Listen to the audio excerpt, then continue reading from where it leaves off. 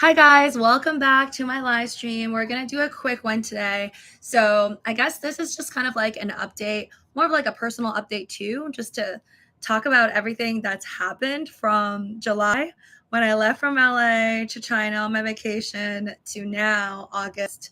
Well, over here is August 9th. It's August 8th over there in LA at nighttime. But yeah, it's been really whack. It's been really weird. So a couple things I guess I wanted to point out is that when I first came to Asia, and I was like shopping for gold, I, of course, I was lucky enough to get the most expensive gold day. And I remember at the time, like the stock market for the US was still rising up like crazy. Nvidia was always reaching like new highs. So yeah, when the stock market was doing really, really well in the US, it's interesting because also in China, even though a lot of people were like, oh, the economy, like a lot of the folks that are in China were telling me that live here locally, they're like, oh, the economy is like not that great. And if I go to the malls, I see there's not too many people, it's just kind of crowding like the gold. So if you don't know, like in Asia or especially in China and Shanghai, it's like really popular for people to buy 24 karat gold, right? So pure gold, 999, I think that's what it is. Whereas if you're in the US, usually it's like 10K, 14K. So, anyways, gold is very popular here, pure gold. And it was at its like all-time high price, around 750 RMB.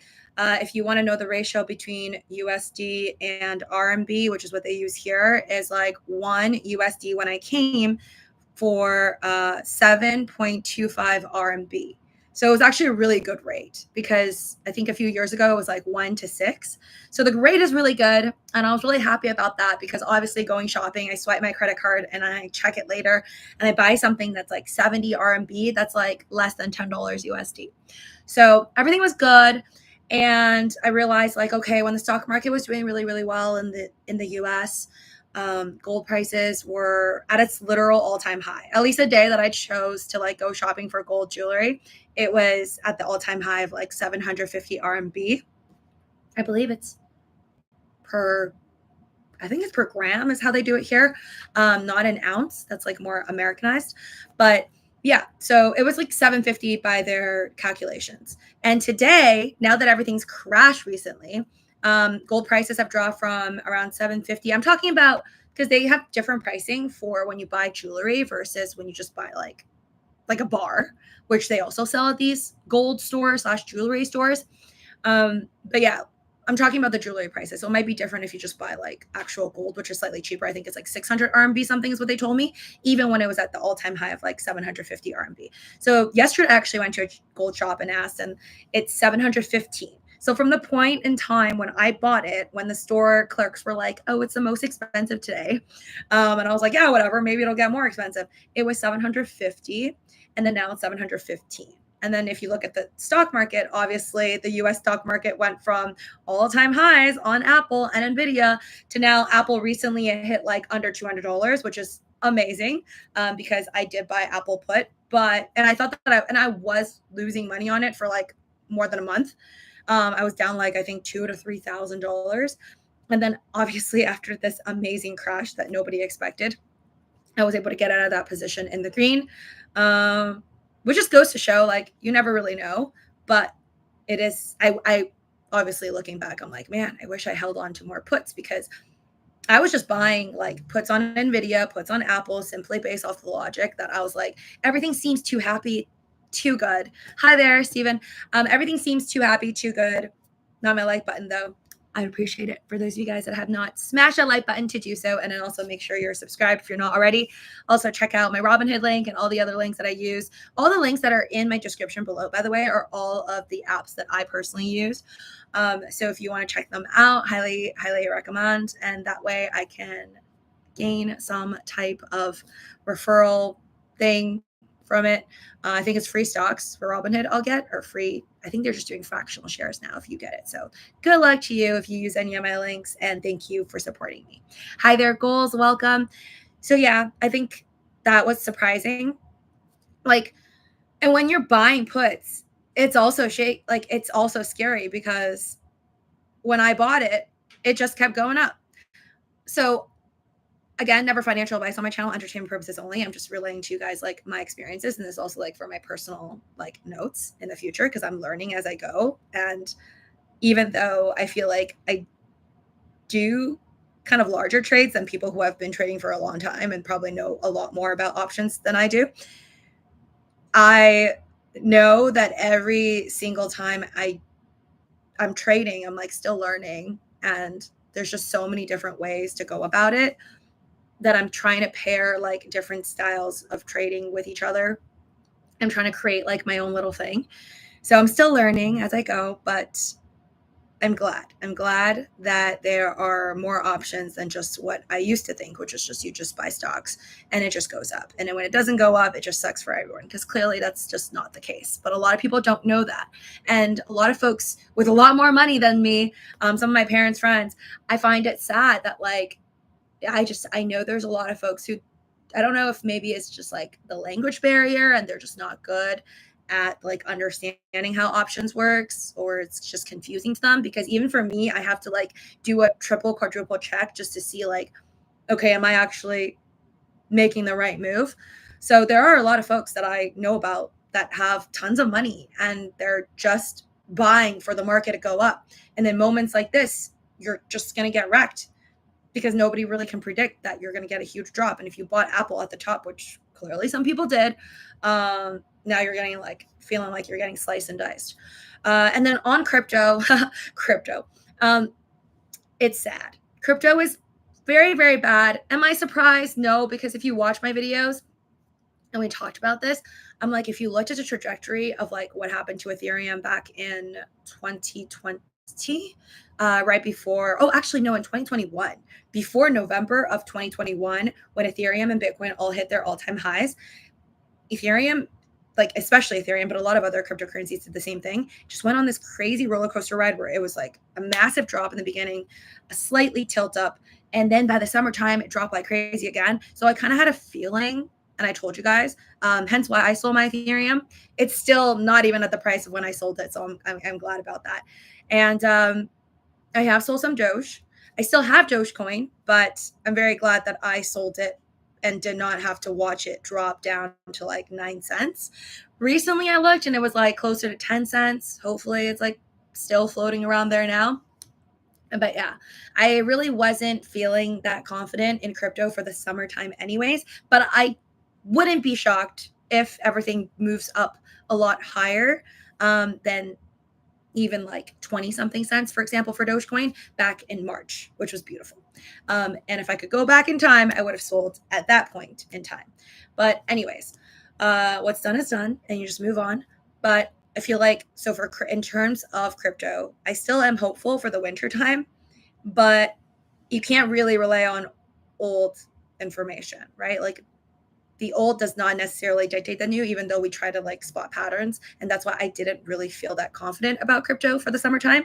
But that doesn't mean I'm still not like hopeful for the later half of the year. And also that's like depending on who gets the elections. But I don't know who's gonna win. I don't know, because people were saying it's Trump and then now people are saying it's Harris. I have no idea. And how that's really going to play out on the market. And for those of you guys that are like betting on a certain person and thinking that's going to make the market go up, just let me remind you, there were a lot of people on Reddit, I remember, that talked about how like if Trump didn't win the second time, which he did not, and that Biden would like bring down the entire market. That clearly was not true, because when Biden was elected, well, when Trump was elected and when Biden was elected, there were different stocks that went up and the market was still like rallying in a good way during that time. So I feel like that's kind of false information. So I wouldn't really be like, I really wouldn't be upset depending on who won. If you're just like, if we're talking about like in the economical sense. Goal says, if you buy back now, you'll have money coins, more coins. Yes. Just because certain things that I sold, like Ethereum and Dogecoin and some other stuff, it doesn't mean I'm not going to pop back in. It's just that I have to make the best decision for myself in that point in time. Hi there, Patrick. Welcome. So yeah, I just try to make my best decision in that moment in time, and I have no regrets. I mean, I got lucky that it now, hindsight, seems like a good idea, but who knows? Any day now, it doesn't have to be wintertime. It could still be summertime, and you know, Dogecoin could just like go to new all-time highs and whatnot. So I wish everybody luck. Yeah, I now there's all this news. Like my mom even told me, she was like, be careful in the stock market because I heard that Warren Buffett sold all these stocks. And I was like, Mom, I'm like, the news never, these wealthy folks are not there, like Nancy Pelosi or the Warren Buffetts of the world. They're not there to guide you and tell you what to buy, right? It's never financial advice. They're not going to tell you what to buy. They're not going to help you become a multimillionaire. So at the end of the day, you just got to like make your own decisions. It's 12:30 a.m. EST. Yes, it's very late. It is 12:28 p.m. for me, as you can see by the bright lights in Shanghai. And I'm excited to make all these like videos for you guys of my vlogs. I think Shanghai is such a beautiful city. I'm like Googling a lot, learning so much about it, even though I do have family here, but like there's so much I don't know about the city, and I'm learning more about it as I'm like traveling to different places, and I'm trying to make vlogs to kind of like show you guys, but then also be like a self reminder of like where this and that is. Because I'm not very good with geography, like anywhere in the world. So I find that when I make content and I like make little notes on my content, I can always look back into it on my different platforms. So definitely check it out. It's under my travel playlist, I believe. So yeah, I hope you guys enjoy my videos. And if you ever get the chance, I highly, highly recommend, if you're going to go to any place in China, I do think Shanghai is the best currently. Not that I've traveled everywhere in China, which I feel like I need to go to more places, but I do think Shanghai is like one of my favorite places. I haven't even gotten near the Gigafactory yet. I know that Tesla has a Gigafactory, but anyways, just facts on Tesla here and EV. Oh my goodness, next level. Just EVs everywhere, to the point where I'm like, I don't even know what that company is, because I only know the basic ones like Xpeng. So when I see the X on the car, Neo obviously is very easy to spot. It's got this like cute little thing in the front on the dash. Teslas everywhere. Like I do see more Teslas, I feel like, than any other car, even though I guess I saw my first BYD here. What is it? BYD stand for Believe in Dreams or something? Believe Your Dreams or something. It's a nice name, but I always forget what it stands for. Lots of BYDs. I don't like BYDs. I don't like the style of it. But yeah, there's just tons of EV cars that I honestly, there's something that starts with a Z too that I saw at a mall multiple times. Yeah, they're very forward on their technology here, and it's pretty awesome to see. I do think that eventually the rest of the world is going to catch up, but I also feel like there's going to forever be gas guzzlers as long as I'm on this planet. I don't think I'll like ever be able to drive on a highway without a single gas guzzler. That's just what I personally believe in, but we shall see. Yeah, I'd love to know. Let me know if you're watching this video super late tomorrow or whatever, what your feelings on the market is. I am still bullish on the overall, and I feel like even though this massive drop occurred, because supposedly there are folks that are like, it's not because of the Fed, it's just the way it is.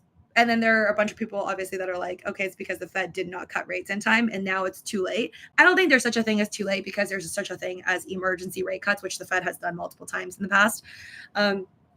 They could do emergency rate cuts. They could do some wild stuff. I mean, like, I think the thing that people don't realize is they compare a lot to the past, but then anything can change in the future. And yes, in the past, they could do emergency rate cuts of like 0.5, but who knows if they maybe can do some like insane rate cut of like, I don't know, 200 basis points. It sounds kind of crazy, but you never know until it's done. So overall, I still feel bullish about the overall market. I heard that real estate is coming down. I'm not so sure about LA. I try to kind of like look from here. I guess it's not as expensive. But yeah, feels like real estate prices are dropping in most places. Gold prices are clearly dropping. Stock market's down. Doesn't really seem nice right now, right? Like that's why everyone's like, oh, it's a recession.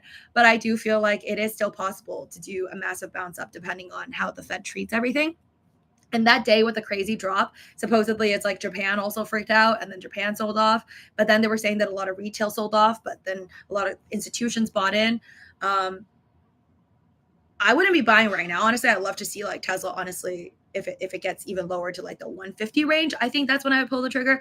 In terms of like Apple, I would love to have like a good portion of that, or like have fun swing trading it. But there's a lot of things I think it's like great opportunity right now. Do you necessarily want to like put all your money in right on the first day, the first dip. Not really. But for me personally, I'm not really sure how long this dip is going to last. I feel like we've seen the market bounce back so quickly, like time after time. And even though it doesn't have to happen every single time, overall, I personally just find all of this still possibly bullish by the end of the year. I don't know. I think summertime's just not that great through history. If you just look at like all the different moments of trading like around the summertime, I just don't think it's all that great. Anyways, as you can hear by my voice, it's slightly better, but I need to talk less to save my voice. When I get back to the US, I'm going to see what the heck is going on with my voice, because I feel like the more that I talk, after a while, I just end up losing my voice. But I just want to let you know that I love you guys. Thank you so much for supporting my videos. Whether I do long live streams or short videos, I appreciate you guys. Yeah. So take care. I wish you luck on all your trades, your portfolios, and just know, like, there's just not one way to trade. There's so many different ways. And I think I haven't even been doing this for like 10 years yet, but I think even after my first 10 years of trading, I'm excited to like learn more strategies on my own. And I think the thing that I'm still working on and I'm not very good with is to huddle on to more cash, because it's just very tempting to want to buy it all and buy a lot. Especially I have high conviction on a lot of things. And then when I'm in the moment and I have high conviction, it's really easy to be like, oh my God, I just want to put all my money into this one thing. Even though they say don't put all your eggs in one basket, it's really easy for most people, I feel like, to want to do that. So I have to control myself. And also, I'm still practicing, but I feel like the one thing I'm doing better on is taking the small wins. I'm just trying to be, I'm still making the trades, so I'm trying to be slightly less greedy and not hold on to too many trades for too long. Anyways, guys, good luck. Thank you. And for those of you guys that want all my trade updates, you can check that out on my paid subscriptions down below. Smash the like button on your way out, and I'll see you guys soon.